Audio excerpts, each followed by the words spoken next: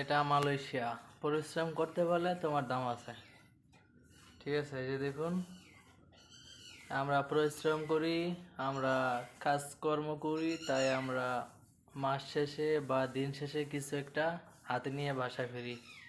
যেমন আমরা আজকে রং করতেছি, এটা দিন শেষে হবে আমাদের কি, আমাদের একটা লাভ আছে। লাভটা হলো যে আমাদের বেসিকটা একটু বেশি আসে। যেমন আজকে দৈনিক যদি কাম করি, আমরা প্রতিদিন যদি রং করি, যে কোনো কাজ করি প্রতিদিনে, মানে এই রঙের এরিয়াতে যদি কাজ করি, তাহলে কম হলেও দৈনিক 100 রিঙ্গিত 110 রিঙ্গিত বেসিক আসে। কি বলেন? এটাই বাস্তব।